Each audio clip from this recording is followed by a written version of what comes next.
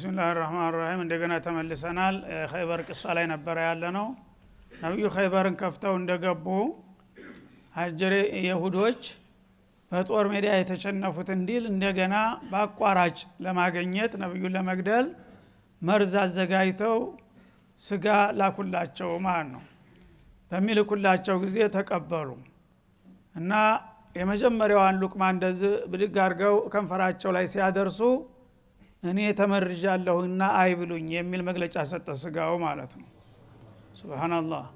ያኔ እንደገና ጣል አደረጓትና አብሯቸው የነበረ ሷሃቢ ያው በዘመቻ ላይ የቆየ ወታደር ይርበዋል። ቸኩሎ ቶሎ ዋጥ አደረጋት። እዛው ፊታቸው ረራላ። እዛ ጥሩልኝ ጋባዣችንን ጥሩልኝ ብለው አስጠሯት ሴትዮዋን ማለት ነው። አብረው ቤተሰቦቿም ወንዶችም ጭምር መጡ። ከመጡ በኋላ ሁል ጊዜ ነብዩ አለይሂ ሰላቱ ወሰለም በስልት ነው የሚጠቀሙት። በቀጥታ ሳይሆን አንድ ጥያቄ ልጠይቃችሁ ፈልጌ ነው ያስጠራኋቸው አሏቸው። መን አቡኩም የሁድ ኸይበር፣ የዚህ የኸይበር ኗሪ የሁዶች እዛ ሀገር ስትመጡ መጀመሪያ የቆረቆረላችሁ አንጋፋው መሪያችሁ ማን ይባላል አሏቸው። ዋናውን ሊጠይቁት የፈለጉትን ትተው ሌላ መንደርደሪያ ማዘናጊያ ማለት ነው ሲሏቸው እገሌ ይባላል አሉ። ያልሆነ ስም ዝም ብለው እውነት ላለመናገር ማለት ነው። ምን ያቃል በቃ እስቲ ያቅ ከሆነ ብለው ያልሆነ ስም ሰጧቸው። ላ እገሌ ሳይሆን እገሌ ነው ብለው ነብዩን ገና አስተካከሏቸው። ያ ጊዜ አይ ልንሞክር እኮ ነው ታውቃለህ አታውቅም ብለን እንጂ ልክ ነው አንተ ያልከው ነው አሉ እንደገና። ሱብሃንአላህ።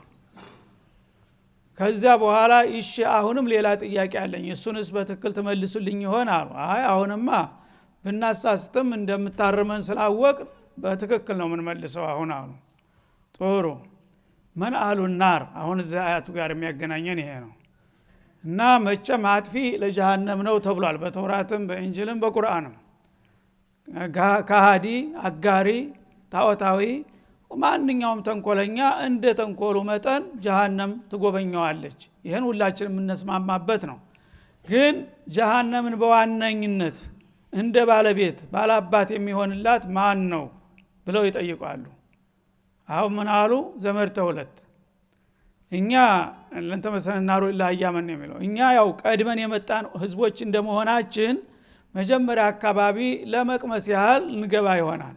ትንሽ ቀናት ከጎበኘናት በኋላ እኛ እንወጣና ወደ ጀነት እናልፋለን፣ እናንተ መጣችሁ ትተካላችሁ ተስር አሉ። አልহামዱሊላህ አሉ። እንኳን መጀመሪያ ቀድማችሁ መግባታችሁን ያረጋግጣችሁ ተገባችሁ እኛ አንመጣም እዛው ቀጥሉ አሉ።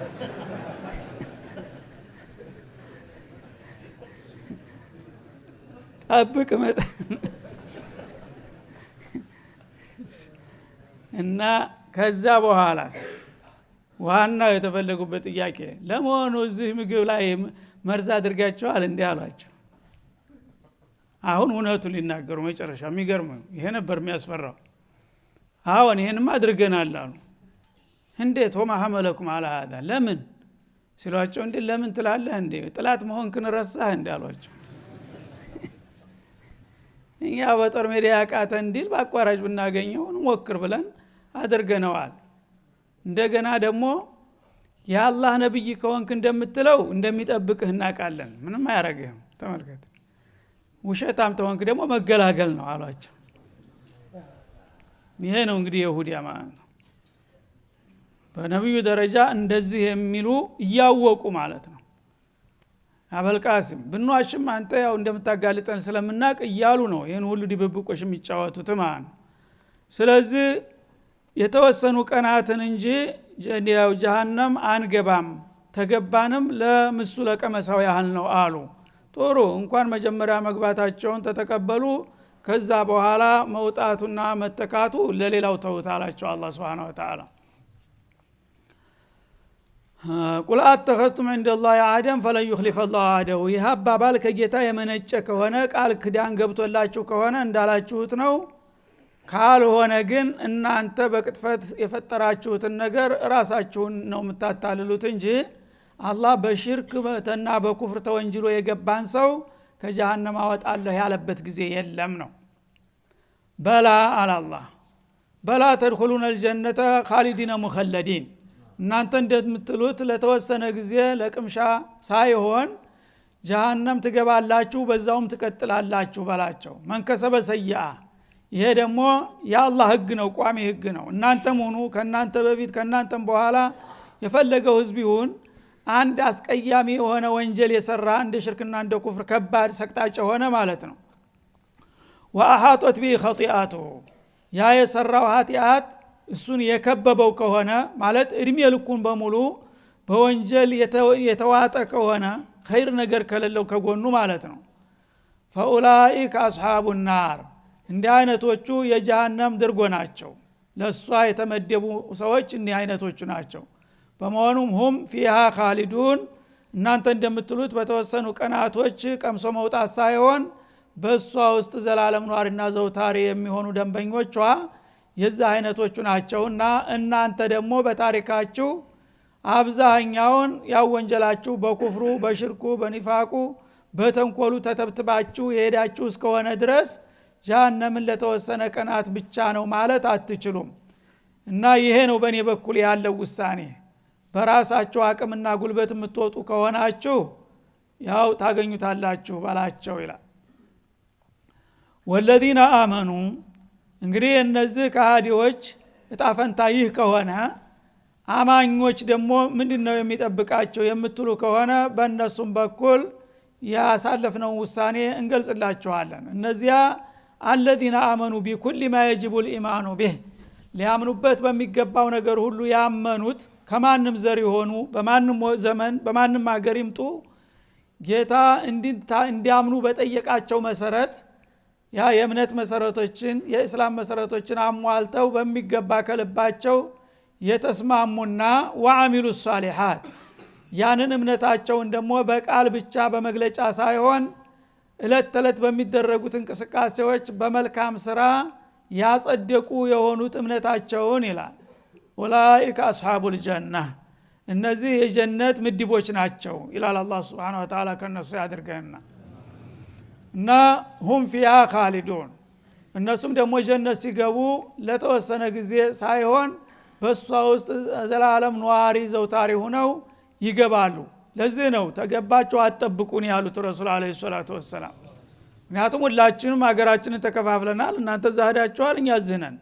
ስለዚህ ጀነት የገባም አይወጣም ተገባ በኋላ ወማ ማንሃ ቢሙኽረጂን ያላህ ውሳኔ ነው። ጀሃነም የገባ እርግጥ መለስተኛ ወንጀል ከሆነ የተወሰነ ጊዜ ተቀጥቶ ሊወጣ ይችላል። ግን በሽርክና በኩፍር ደረጃ ከሆነ የተከሶ የገባው እሱ መውጣት አይችልም ማለት ነው።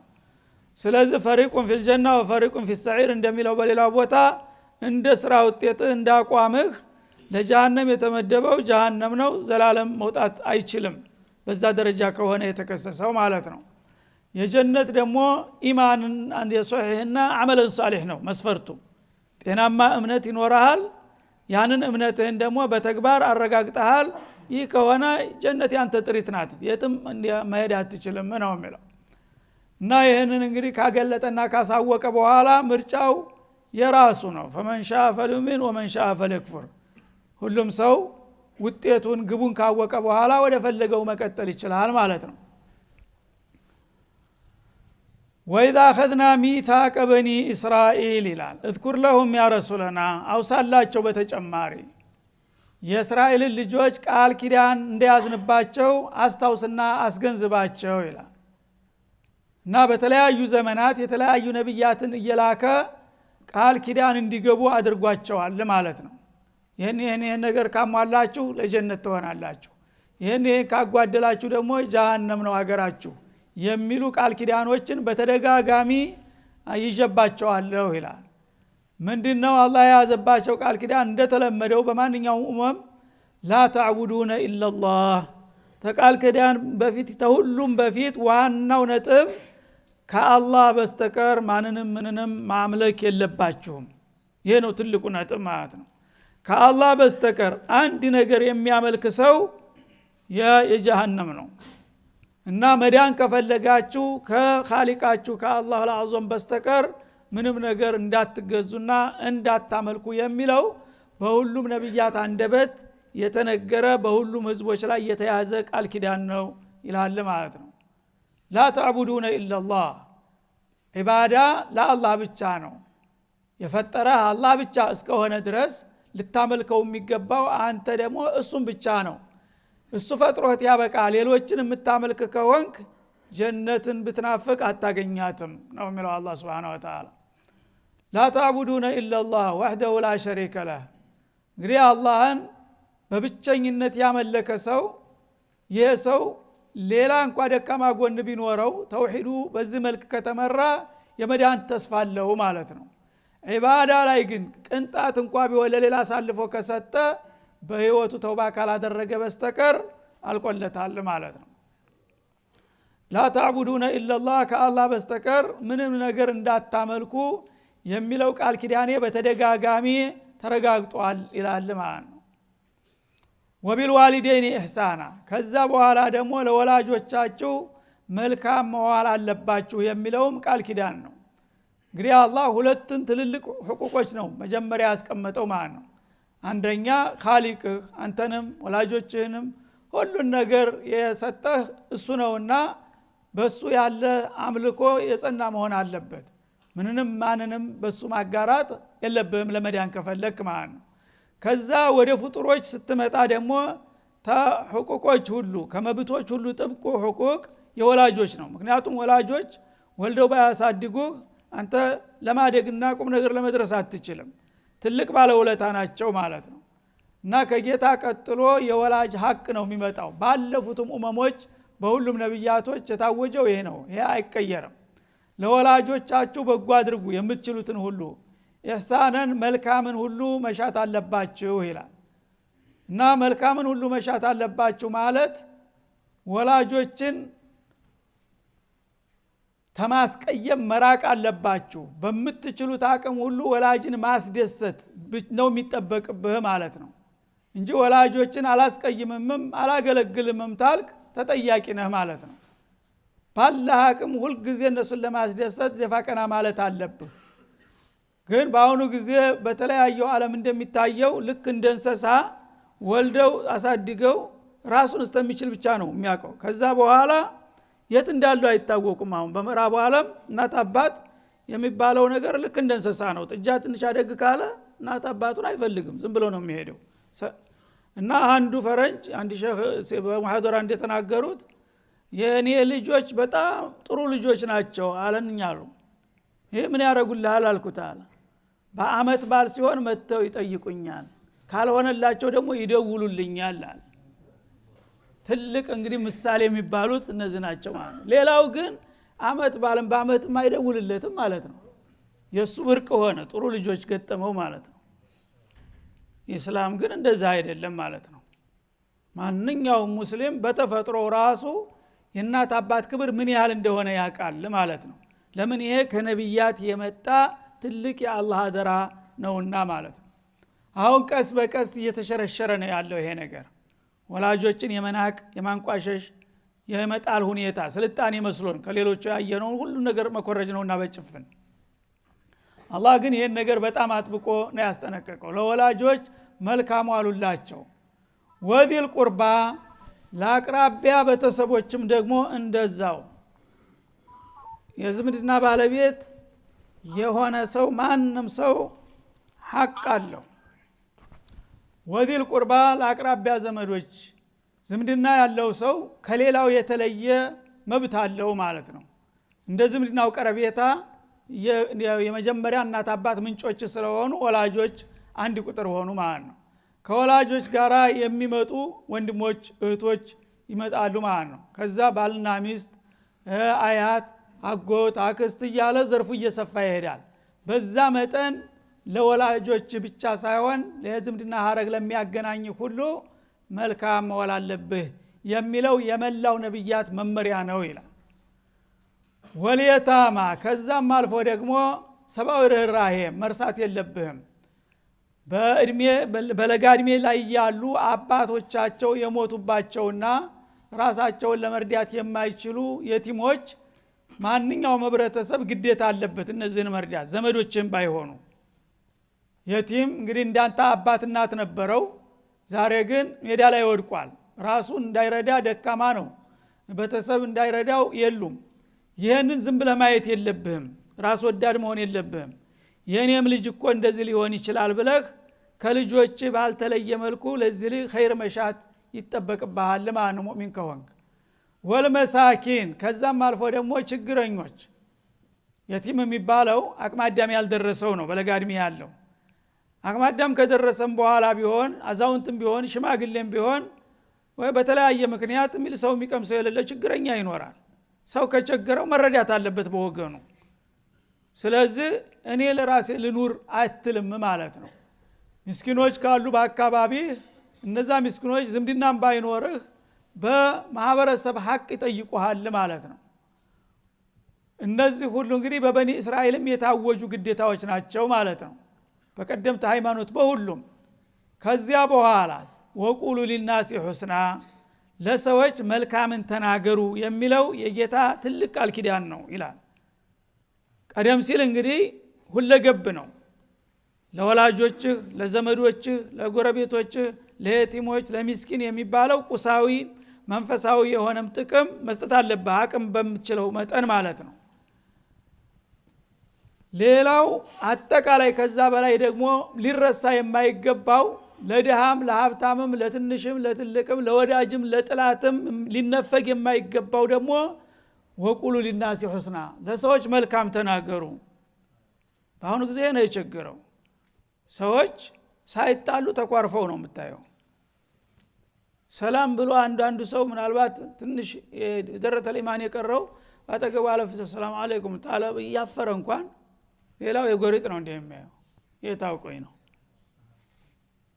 ምን ማለት ጅላህ እንዴ ማታቀኝ እንደማለት ነው ሱብሃንአላህ ወቁሉ ሊናሲ ሁስና አንተን የሚከልፍ ነገር የለም የሚያስወጣ ነገር የለም ቃል ለአንዲት ቃል ናት ሰላም አለይኩም ብትል ይሄ ትልቅ ውለታ ነው ለሰው ልጆች የሚያገናኝ የሚያፋቅር ስራ ነው እንዳውም ይፍታሃል ጀና ነው ብለዋል ረሱል አለይሂ ሰላቱ ወሰለም ግን በአሁኑ ጊዜ ይሄ እየከሰመ ነው ይሄን ማድረግ የማይችል ሰው እንግዲህ ሙስሊም ነኝ ብሎ ሌላ ምንድን ነገር ነው ሊያደርግ የሚችለው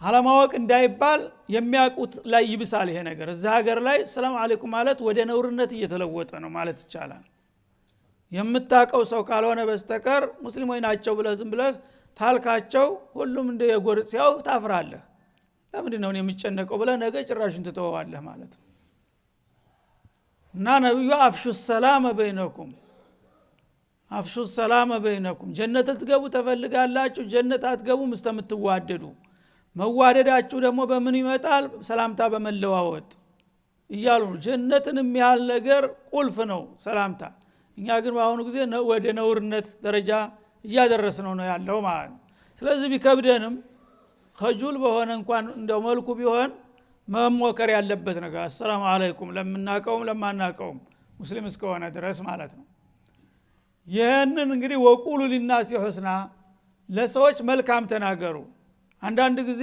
ሰው መንገር ጠፍቶት በመኪና ቆሞ መንገር ላይ መስኮት አውርዶ ገሌ ሰፈር ነው ምናምን ሲለው ቁዳም ይላል ዝም ብሎ ወደ ኋላ እኮ ነው ያለው ቁዳም ለመገላገል ብቻ ወደፊት ሂድ ዝም ብለህ ሄደ አንድ ቦታ የተሻለ ኸይረኛ ስታገኝ ወይነክ ወራ ተተመጣ ይላል ሌላው ግን ቁዳም እያለ ተከተማ እያወጣ ነው ያለው እሺ ውነቱን በቁዳም ፈንታ ወደ ኋላ ተመለስ ቢባል ምንድነው የሚጎዳው ወቁሉ ሊናሲ ሁስና ሰዎችን መልካም መናገር የሚታፈርበት ጊዜ ለሰዎች መልካም ተናገሩ መልካም ቃል ምን ዋጋ ያስከፍላቸዋል ምን ያደክማል አቀበት ቁልቁለት የለውም ሌላ ነገር ማበርከት ቢያቅት መልካም ቃል ለምን አትናገርም መልካም ቃል ካቃተ ደግሞ ዝም ማለት አንድ ነገር ነው በተቃራኒው መጥፎ የሚናገሩ አሉ የሚሳደቡ አሉ አንተ ኸይርስ ጠይቃቸው ወአቂሙ ሶላህ ከዛ በኋላ ደግሞ ዋና ቋሚዋ ግዴታ ፈታኟ ሶላት ናት ሶላትን አዘውትራችሁ አስተካክላችሁ ቀጥሉ እስተለተ ፍጻሜያችሁ ድረስ ብለናል ለሁሉም ህዝቦች ይላል ስግደት በሁሉም ህዝቦች ላይ የተጣለች ግዴታ ነው አሁን እዛ አያት ውስጥ የሚጠቀሱት በሙሉ ካንዱ ሃይማኖት ለሃይማኖት አይለያይም ሁሉም ላይ አሉ ግን ተግባር የሚያረጋቸው ማን ነው ስግደት ግን አጥብቀህ ያዝ ጌታ ጋር የሚያገናኝህ ዋና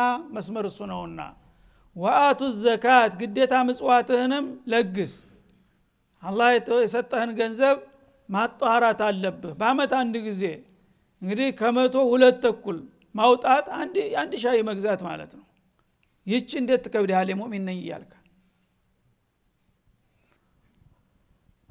ثم ይህንን ሁሉ ቃል ኪዳን ጥለንባችሁ ነበር ይላል ይሁዶችን ነው አሁን ግን ወደኛም ስንመጣ የእነዚሁ ራሳቸው አሉ ሌላው አያት ላይ ለኛ ራሱ ይመጣሉ እነዚህ አያቶች ማለት ነው እነዚህን አደራዎች ጥለንባችሁ ነበር እነዚህን ሁሉ አፈርደም አብልታችሁ ረስታችኋቸዋል ግን ጀነት የኛ ናት ትላላችሁ ምን ይዛችሁ በምን መሰላል ነው ጀነት የምትወጡት ይላል አላህ Subhanahu Wa Ta'ala ثم ተወለይቱም እነዚህን ሁሉ ታላላቅ ቃል ኪዳኖች ትታችሁ ዘወር ብላችኋል እንዳላያችሁ ጀርባ ሰጣችኋቸዋል ኢላ ቀሊለን ሚንኩም ከናንተ በጣም ጥቂቶቹ ብቻ ሲቀሩ ይላል እንግዲህ ከሻህ አንድ ወይም ሁለት ሙስተቂም ሊኖር ይችላል አብዛኛው ግን ይሄ ሁሉ ሃይማኖት እንደ ኋላቀርነት ተቆጥሮ ትቶታል ማለት ነው ፊስቁን ፈሳዱን ስልጣኔ አድርጎ ተናንተ በጣም ጥቂቶቹ ብቻ ሲቀሩ እና እነዚህን ሁሉ እንግዲህ ያጠበቁና ያከበሩ ከሆኑ ከአህለል ኪታቦች ይሁዶችም ሆኑ ነሷራዎች የመጨረሻው ነብይ ሲመጣ ደግሞ ወደዛ መሸጋገር ግዴታቸው ነው ማለት ነው ምክንያቱም ከዛ ቃል ኪዳን አንዱ ሌላው ነው ለሰው ሁሉ መልካም ተናገሩ የሚለው የመጨረሻው ነብይ ሲመጣ የሰዎች ሁሉ አለቃ ነው ለሱ ምስክርነታችሁን ስጡ የሚለውን ያጠያቃል ስለዚህ ይሁዲ ሆኖ ተናንተ እየጾመ እየሰገደ እየጸለየ የቲም እየረዳ ምስኪን እየደገፈ ግን መሐመድ ሲመጣ አልቀበልም ታልክ ለትልቁ ሰው ኸይር አልናገርም አልክ ማለት ነው ስለዚህ ወደክ ማለት ነው ለሰዎች ሁሉ የሚገባቸውን መልካም ተናገሩ የሚለው እምነትንም አርካን ኢማን አርካን እስላምን ሁሉ ያካትታል አላህ የሰጣቸውን እድል ጌታ የሰጠውን ትክክል ነው ተውራት ላይ ይመጣል የተባለ ይሄ ሰውዬ ነው ብለው ያመኑ ጎበዞች አሉ ራሳቸውን አቸንፈው እንደነ አብዱላህ ኢብኑ ሰላም እንደነ ነጃሺ ማለት ነው ሌሎቹ ግን ግግም ይሄ አይደለም ይመጣል የተባለው ገና ጠብቅ እስካሁን እየጠበቀ ነው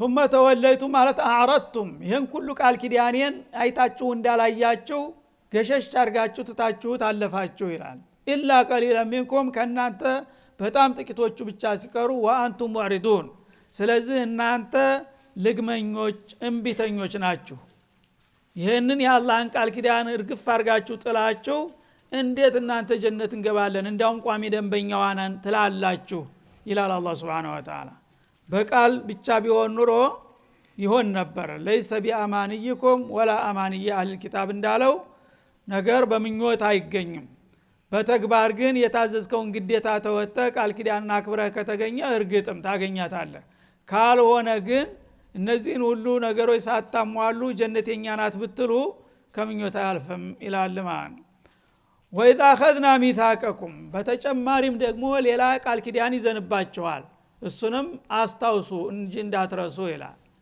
ምን የሚል ላ ተስፊኩነ ዲማአኩም እናንተ አህለል ኪታቦች ደማችሁን አታፍሱ አንዱ የሌላውን ወገኑን ደም ማፍሰስ የለበትም የሚለውም ቃል ኪዳኔ በመጽሐፍ ቅዱስ መጻፉ ይታወቀ ነው ይላል ግን አክብራችሁታል እንግዲህ አንድ ይሁዲ የሌላውን ይሁዲ ደም በማንኛውም መልኩ ማድማት የለበትም የሌላ አህለል ኪታብም እንደዛው ተብሎ ቃል ኪዳን ተጥሎባቸው ነበር ማለት ነው ወላ تخرجون انفسكم من دياركم ራሳችሁን በራሳችሁ ከሀገራችሁ አፈናቅላችሁም አታባሩ ተብላችኋል የሰው ልጆች በዚህ ምድር ላይ ጌታ የፈጠራቸው የመኖር መብት አላቸውና ነው ስለዚህ አንዱ ጉልበተኛ ተነስቶ በተለያየ ቁርሾ ሌላውን አገር አርባ አድርጎ ሊያባርረው አይገባም ምንም ቢሆን ወገንህ ነው መቻቻል አለብህ ብሎ ነው አላህ ያዘዘው ተጥንት ጀምሮ ማለት ነው ስለዚህ አንዱ ጉልበት አገኘው ብሎ ሌላውን የሚጨፈጭፍና የሚዘርፍ የሚያባርር ከሆነ በዚህ ምድር ላይ የመኖር እድሉ ለተወሰኑ ጥጋበኞች ብቻ ሆነ ማለት ነው ራሳችሁን በራሳችሁ ደም አትፋሰሱ ደካሞቹን ብርቱዎቹ አታባሩና አታፈናቅሉ ብየስ ቃል አልዝኩባችሁም ነበር ይላል ራሳችሁን ከሀገሮቻችሁ አታባሩ ማለት እስበርሳችሁ አንዱ ሌላውን አያባር ማለት ነው እና አልሙእሚኑ ለልሙእሚኒ ከልቡንያን እንዳለው አንድ አካል ናችሁ በእምነት ገመድ የተሳሰራችሁ እስከሆናችሁ ድረስ አንዱ በሌላው ላይ ግፍ መፈጸምና ተትውልድ ሀገሩ ማባረር የለበትም የሚለው የኔ ቃል ኪዳን ነው በየዘመኑ ተሽሮ የማያቅ ሰዎች ግን ይህን እያከበሩ አይደለም ይላል ثم አቅረርቱም ይህን ቃል ኪዳን መጀመሪያ ስጥልባችሁ ቀላል መስሏችሁ ይሽ ይህን እናከብራለን ብላችሁ ራሳችሁ ቃሉን ተቀብላችሁ ታልተስማምታችሁ ወገኑን በምንም አይነት ማባረር መግደል መጨፍጨፍ የለብንም ተስማምተናል ብላችሁ አዝሪቃችሁታል ቃል ኪዳኑን ይላል ወአንቱም ተሻሃዱን ይህን እንዳጸደቃችሁ ደግሞ ራሳችሁ ትመሰክራላችሁ አባቶቻችሁ ቅድመ አያቶቻችሁ ወገንን አይገልም ወገን ከሀገሩ አያባርርም የሚለው የመጽሐፍ ቅዱስ አደራ ነው የሚለውን አስተምረዋችሁ ሁላችሁም በቃል ደረጃ ተቀብላችሁ ተስማምታችኋል ትመሰክራላችሁ ግን በተግባር ሲጠየቅ ወገቤን ነው የሚለው ሁሉም ማለት ነው የት ነው ታዲያ ምን ተክረህ ነው አንተ ጀነት የምትፈልገው ይላል አላህ Subhanahu Wa Ta'ala وصلى الله وسلم على النبي ቀጣውን በሚቀጥለው ኢንሻአላህ